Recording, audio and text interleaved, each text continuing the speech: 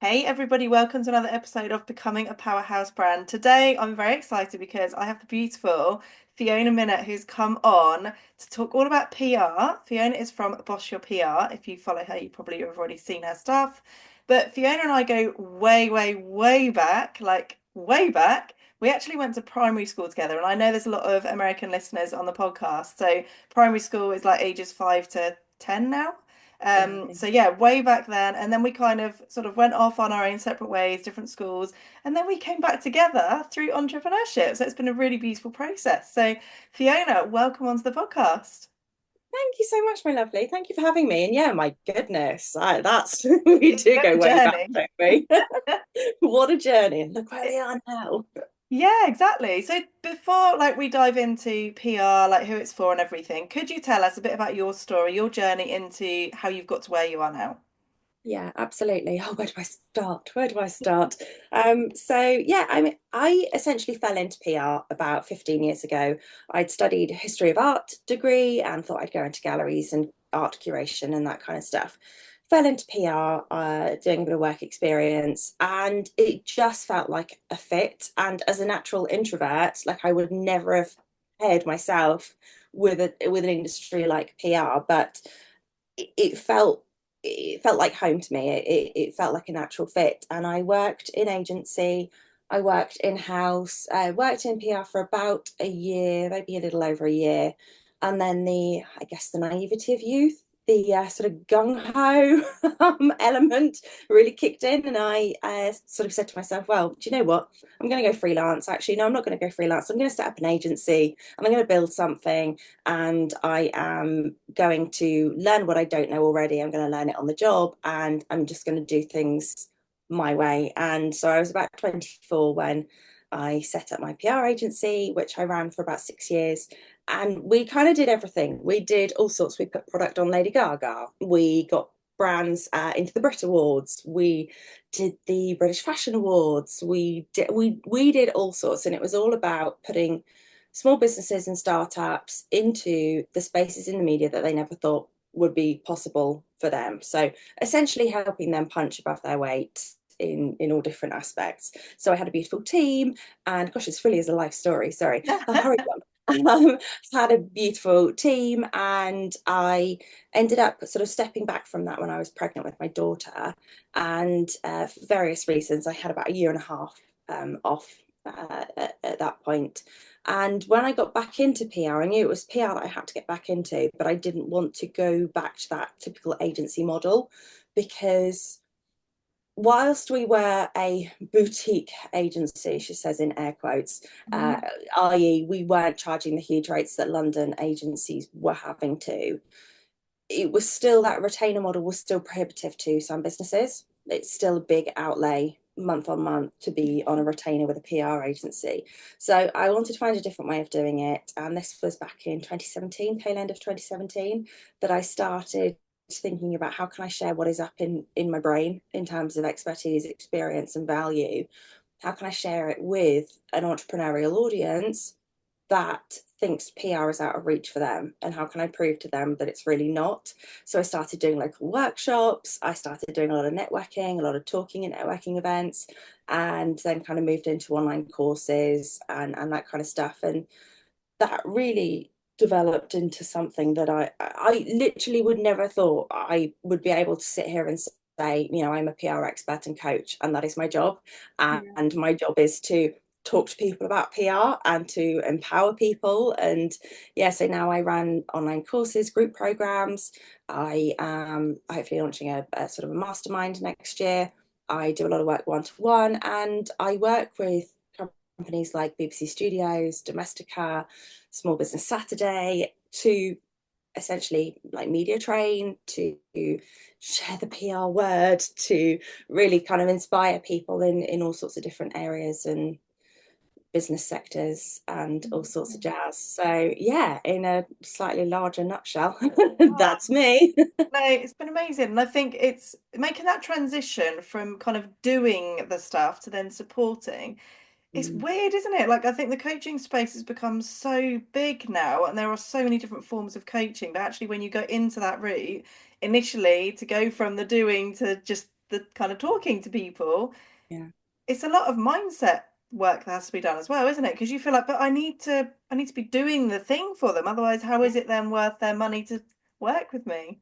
That is so spot on in terms of this kind of progression that you go through.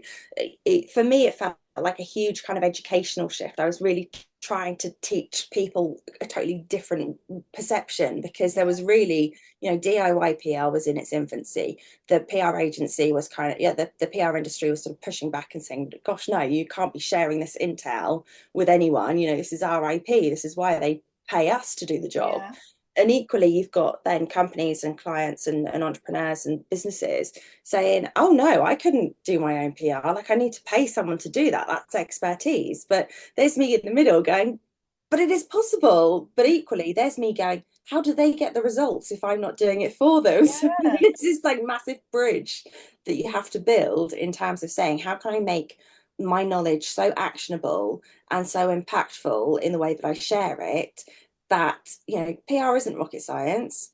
It is totally doable by anyone to varying degrees. You can absolutely get PR success with a kind of, with an ease, with an efficiency, but it's building that infrastructure that allows me to give people what they need to know in order to take action, but also for me to censor myself in a way that yeah, I'm not giving them an abundance of knowledge that they don't need. They don't yeah, need to understand the inner workings of the PR industry or of these sort of different areas. And it's factoring in that need to know, but it's also the education piece that says you can do it yourself. And I yeah, fully believe that you as a business owner are the best person to do your own PR, because who knows your story better than you? Who knows your expertise better than you? Who knows your assets better than you? So yeah, there is a real kind of shift. And like you say, that coaching space has opened up massively. yeah, And I think anything is coachable. And I think with PR particularly, there's a phrase, it's PR, not ER, in the sense that this is not, this is game changing stuff for a business, but it's not kind of it's not critical that you have, a seasoned professional doing yeah, it for you. it's yeah. it's totally doable, and it should be totally accessible. Exactly. And I think as entrepreneurs, like we're quite hungry for the information to learn how to do all the different things. Maybe not to the extent that like we're absolutely incredible at it, but to just even understand the process so that if we have teams, if we have VAs or something, that they can then support with these things. Or if we get to a point where like, actually, I've tried doing this, I've experienced it, I understand the process, but actually I do want to invest in someone doing it for me. But as entrepreneurs, we do want to know, we kind of want to know all these different things, don't we? And like have a go at doing it ourselves. We do, and I think that's the best way to do it. Even if you see yourself outsourcing something in the longer term, or even kind of relatively imminently, let's say in 6 to 12 months, email, newsletters or email marketing, for example, or your social media content. You want to know what works for you. You want to be able Yeah, to understand it in order, one, to be able to outsource it, but two, to be able to understand whether it is being done effectively. So, exactly. if I can achieve X, then I want someone who is coming in as a professional to achieve this and more. So Yeah, you're able to set the parameters for yourself. And I always think, yes, DIY PR is not, the only solution, and it's not necessarily, not necessarily always the best solution as you scale, as your business takes different demands, and you evolve within your business in new ways.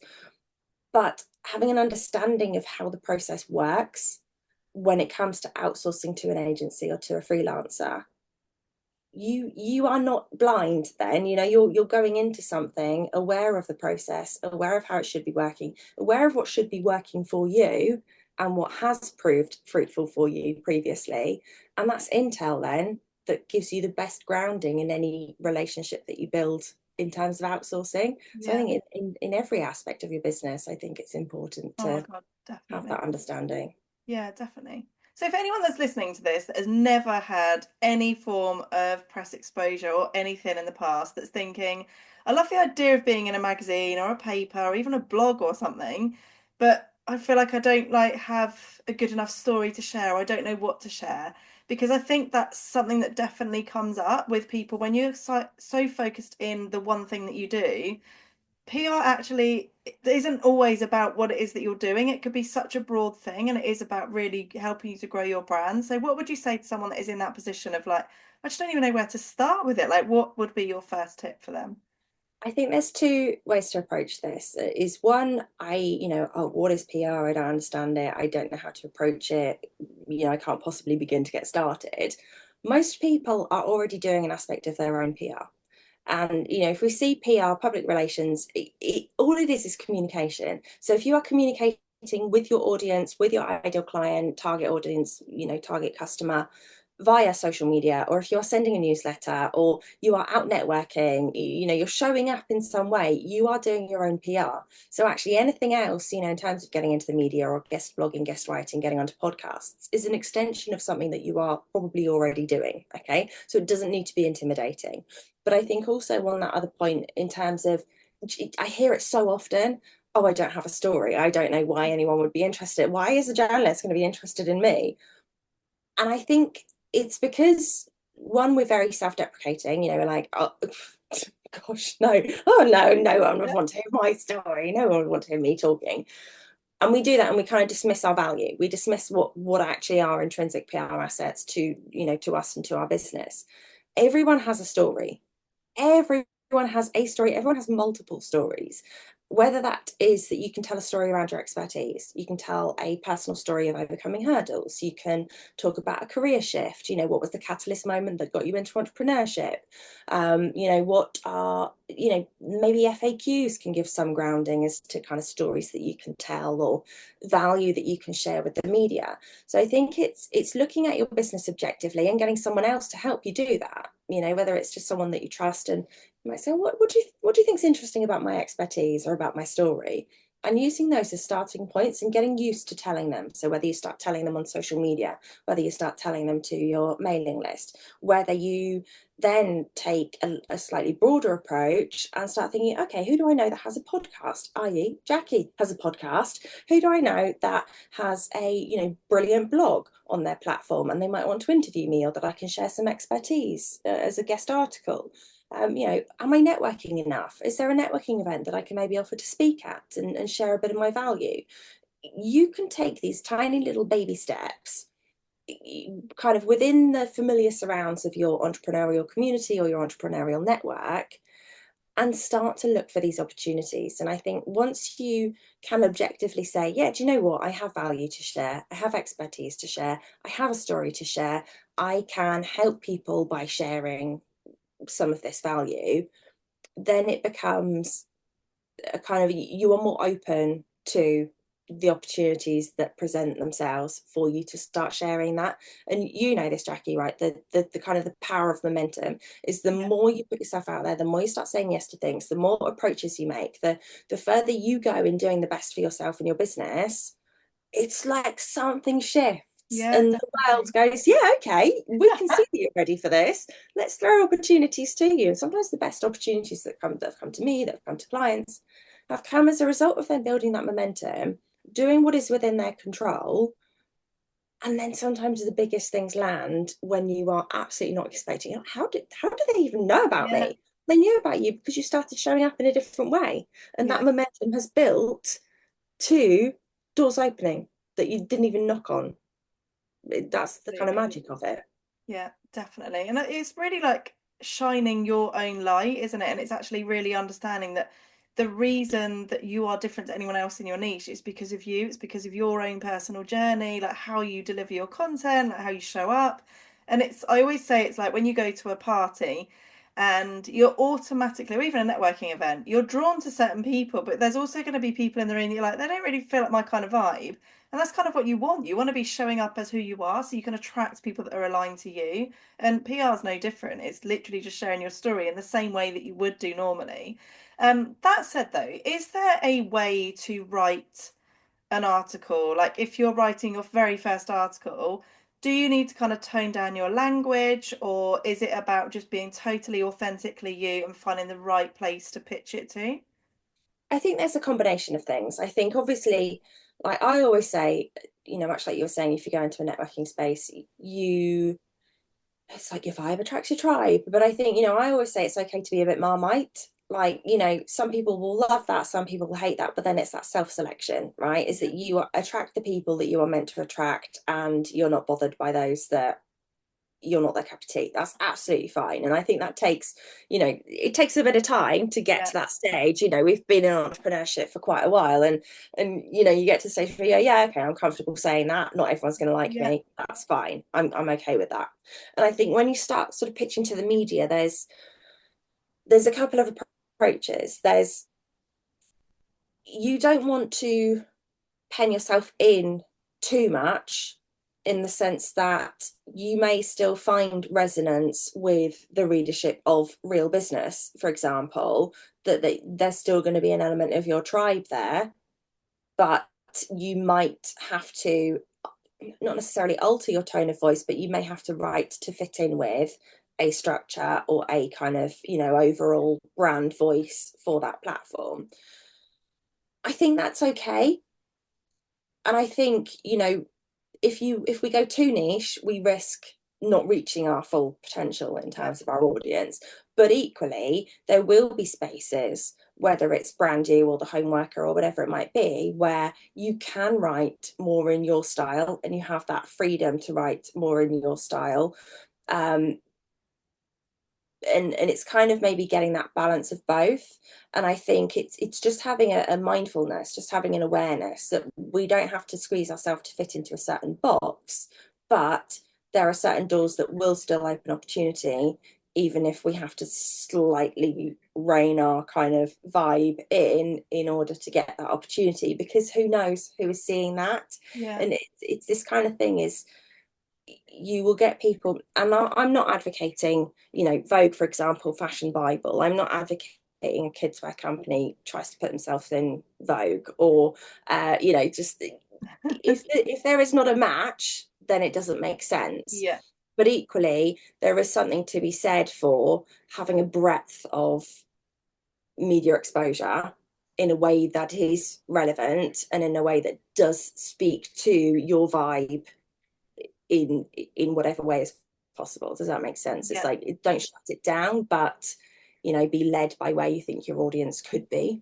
Yeah, definitely. So how could somebody like yourself help somebody if they're like, right, okay, I want to write my first article, I want to get into a magazine, a feature, like how can you help them with that very first step? So I think everyone's first step will be different. Okay. So some people will just want to build the confidence to speak about their business in a different way. Some people will have very specific ideas. I want to be featured in Red, or I want a guest article on Forbes, or, I want a column in my local paper. Your starting points may be very, very different, but the process of getting you to those goals is the same. It's working on those foundational elements. What is your value? Then how do we share it? It's working on that pitch process. Is my 3-point pitch framework is, let's look at these elements that a great pitch needs, and let's work it out so that it is fully applicable to you, and it is kind of flexible to what you need to be communicating. And then it's, where are we communicating that? So like you said, some people will have very specific titles in mind. Okay, what is our aim with that title? What angle are they going to need? For those that have a kind of a broader idea of where they want to sit or what they want to be doing, is okay, well, X, Y, and Z titles are going to be a fit for you, so how do we speak to those? So it's taking those starting points that can be very different, can be very varied, but it's kind of applying those PR processes in a very bespoke way. So typically I will work with clients one-to-one, or I run a signature group program, which is a kind of a 10-week incubator, where we look at your PR messaging. What assets have you got? What value have you got? What are you wanting to share? And then we look at building the toolkit and the strategic framework that will allow you to share those things. And my mission with whoever I work with, whatever their PR goals are, is to give them that framework that allows them to rinse and repeat this activity. Yeah. So it's not one and done. It's not, oh, I've pitched to this and I've got this opportunity and great, that's all I wanted. Is no, why don't we expand that out? If that worked, who else could we pitch it to? If that pitch works, then how can we rework it to share this element of your story or this element of your expertise? So it's having those frameworks and structures in place to rinse and repeat, to allow you to essentially endlessly build that PR success for your business. Yeah. And I don't want it to be like you're taking on a full-time job as your own PR manager. No, no, no, no, no, no. Yeah, we're all busy. We're all busy ladies. I want it to be easy. I want it to have ease. I want it to feel effortless. I want it to feel just expansively doable. And the structures and the frameworks is what allows it to be so. Like you'd have systems in any Yeah, aspect of your business. This is building exactly. your PR system to allow this to be a little bit autopilot for you. Yeah. That's the goal. And I love that you can then repurpose a piece of content that's worked really well. Not obviously copy and paste, because obviously I'm assuming most people will want the exclusivity of that particular article. But to then think that's worked really well, I'm actually going to reword it, or maybe, like you say, take a different angle of it and pitch it to someone else. You're not having to start from scratch with every single piece. I hate starting from scratch. That blank page syndrome. Like, oh my God, blank page. What do I fill it with? No, we use starting points. So you might have a piece of social media content that has worked really, really well for you. You might have a mail out that has worked really well for you, or a blog post that has been really high performing. Let's rework that as a base and pitch that. If that works as a guest article for someone else, okay, can we take a slightly different angle on it and pitch it somewhere else? But equally, if you're writing something for the media, okay, how do we break that down and repurpose that into content for your other channels? So the thing is, you are building content for so many different areas of your business and your visibility, Yeah. right? Creating content for your website, for your blog, for your social, for your emails. Why don't we just layer in PR with that and have this content working for you on that many more different levels? Yeah. So yeah, I am not a fan of blank page. No, no, we don't We do all have it, like even with social media content, there are that. days, even those, like I create content all the time and I love it, but there's still days where I'm like, what am I going to write about? Like, I Yes. literally just had this mental block. I just don't, it's nothing's Yeah. flowing. And you do get those phases, and I think it's really easy to hit that wall. And we hit that wall quite frequently, relatively frequently, I'm sure, with social media. But equally, social media is easy for us to then pick up on. So Yeah, we go, maybe if even if we go a week or two without posting anything, we get the divine inspiration, and then, oh hey, we're back at it again, because it's familiar to us, it's safe to us, it's comfortable. Okay, we know what is expected of social media. But the danger is if you hit that block too early in your PR learning or your PR journey, or even at any point in your PR journey, where you go, actually, I am coming up blank. I'm coming up short. I don't know what to pitch. I don't know where I am. I'm a little bit lost. Because it is not as ingrained in your business and your process and your day to day as social media is, it's really difficult then to get that flow back. yeah, PR becomes one thing, you go, oh gosh, I can't get my head around it. So it falls by the wayside. But then you're not tapping into all of that value. You're yeah, not able to, amp up your business by having it seen in the places where it needs to be seen by the people you need to be talking to. You're not getting that brand awareness. You're not getting your wording and your mission and your messaging to the hundreds of thousands of people that could be picking up those magazines. So its impact is markedly different to social media, but social media is our comfort zone. yeah, Even if we hit a little block every now and then, we go, oh yeah, I'll yeah, step over that next week. yeah. But PR, it's riskier to allow yourself to hit that blank page, to hit that Yeah, block. definitely. And I think with PR, I mean, I guess it's got a fairly short span because obviously, particularly if it's a magazine or a newspaper, it's been out and then it's kind of gone, but it's always something you can use to say that you've been featured in, which I think having that like on your website in your content is really good. And if you're someone that wants to get into like speaking opportunities, it's a really good accolade to have on there to say you've been featured in XYZ to show that you are like an authentic, like next level brand that knows what they're talking about. Yeah. Um, I've totally lost my train of thought or where I was going with this. But That's okay. I, basically, I can I can pick up from where you said, like let's just go with it. There's no just editing go, let's involved go in with this it. podcast. No, it's all good. But I think you're right. I think there is it is about that credibility. Okay, it is about credibility. It is about kudos. It is money Yeah, can't buy stuff, and ultimately getting in the magazines. Getting on the stages, getting onto podcasts. It's free. It doesn't need to cost anything. So it is yeah, literally like money can't buy. You've got to create that opportunity, and you've got to show why you deserve it. By sharing your value and sharing your brilliance.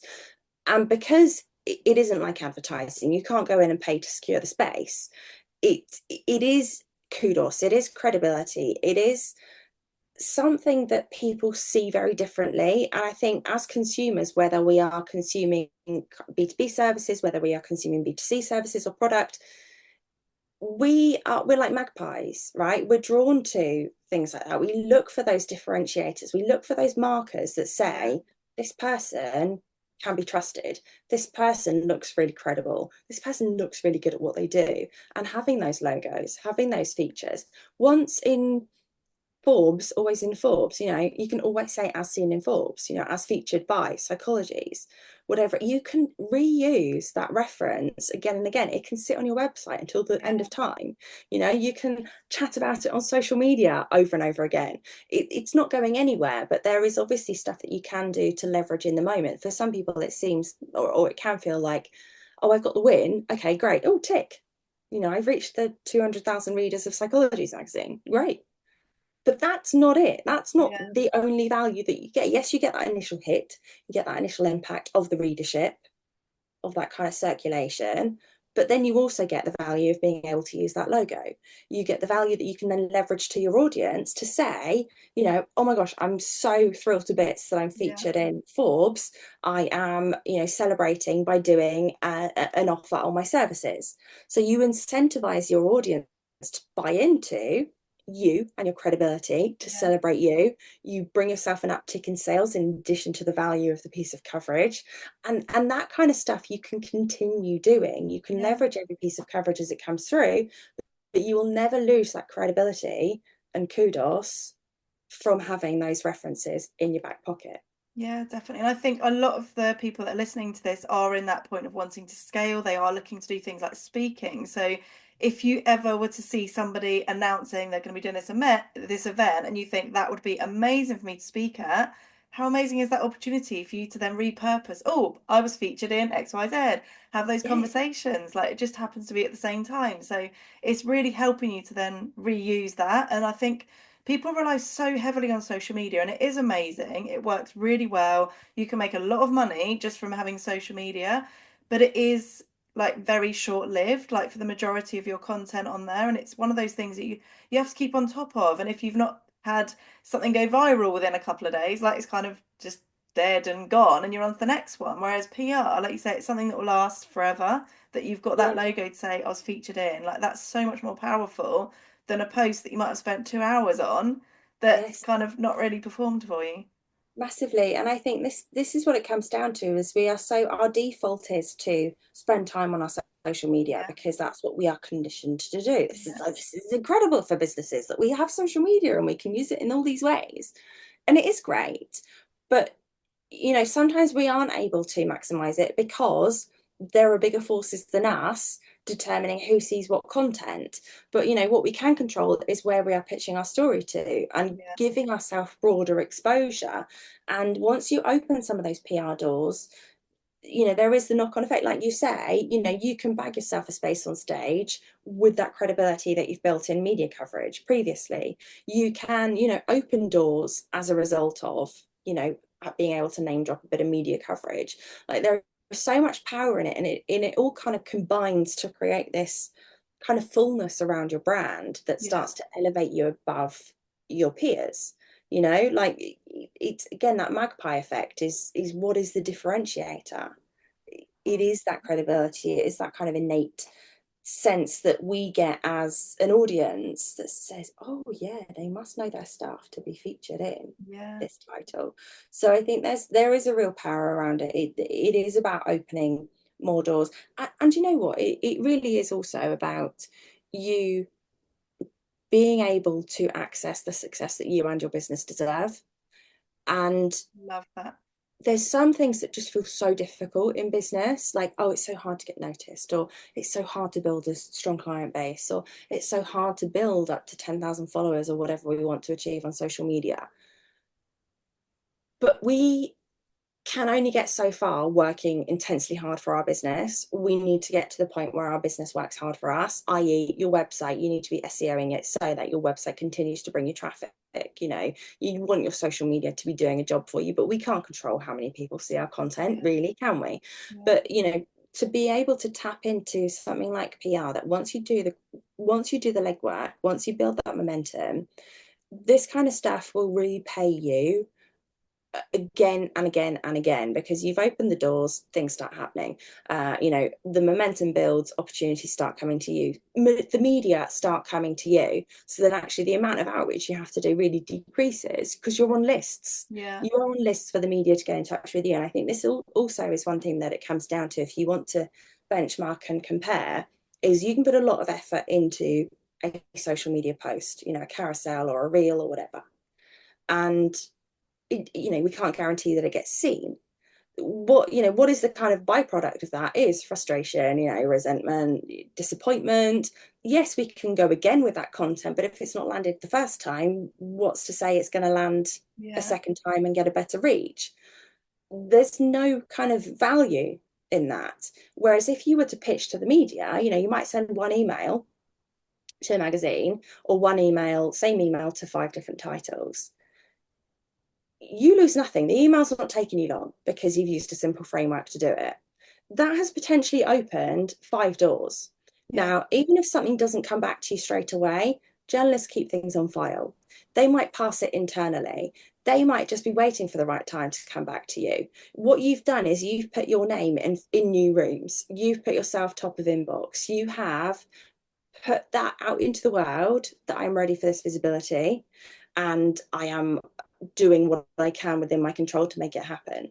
So if you think about it, would you rather spend 5-10 minutes on a piece of content that potentially no one sees, or 5-10 minutes whapping out this email, so that goodness knows the kind of opportunity that could come back to you? But Yeah. there's nothing lost. You Yeah. don't lose anything by sending that email. You get in front of people. So I think there's different ways to think about it, and social media can work exceptionally well. And I would never advocate doing one at the sort of at the exclusion of the other. But I don't want everyone putting all their eggs in the Instagram Yeah. basket, Yeah, you've got because no control over it as well. And I think like you hear of so many people whose accounts just get completely yes, closed and they have to start again. But actually, if you've already got that backup of, well, I've already been featured in these incredible places, like I've already got my amazing community, I'm already on other platforms and I've got my amazing mailing list. It's all good. Like yeah, even if you lost a load of followers, obviously it'd be a bit frustrating, but you yeah, can start again. You're not putting everything into that one platform and basically putting like your entire business model into it yes. essentially. I mean, if you had money to invest, you would want to diversify your investment portfolio. The same goes for your visibility. And there's only so far that you can scale. If you want to scale to success, you need to scale your visibility. Yeah. And there is only so far you can scale your visibility on one platform in isolation. You scale your visibility through breadth, through speaking to people in different ways. Like that kind of age-old marketing thing, it used to be the case of you need someone to kind of you need a potential customer or potential client to see or interact with your business up to 7 times before they'll purchase. I mean, we are so saturated now. It Yeah. has to be that someone is seeing your business in different places way more than 7 times.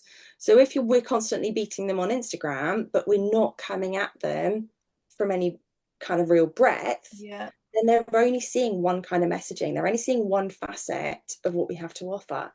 But we want them listening to us on a podcast. We want them coming across us at an event. We want them, meeting us at a networking event. We want them reading an article that we've contributed to.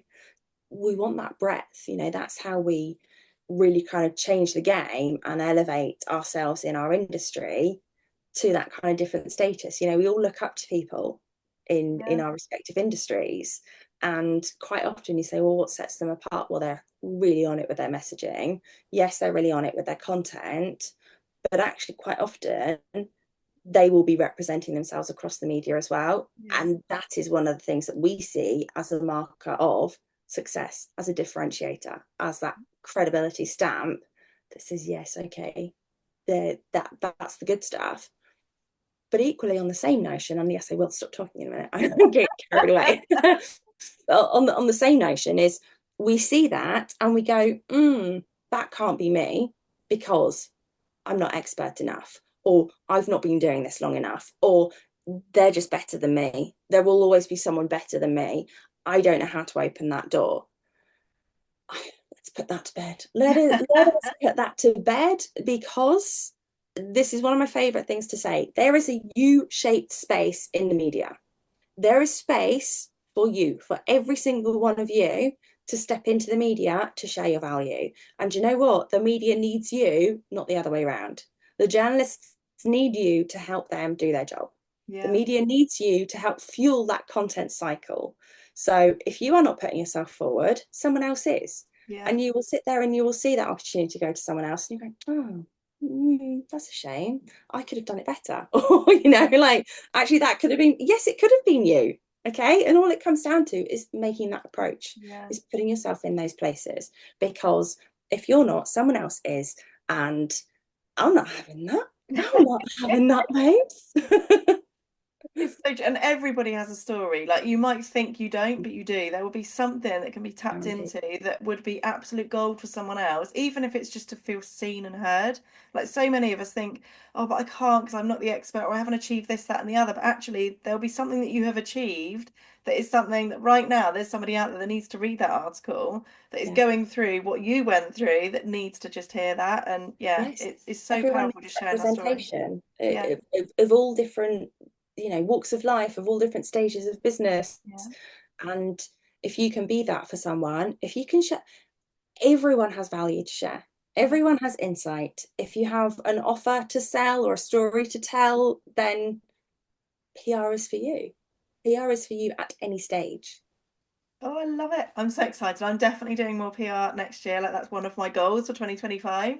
So we're definitely gonna have to have a chat after this. Um, Absolutely.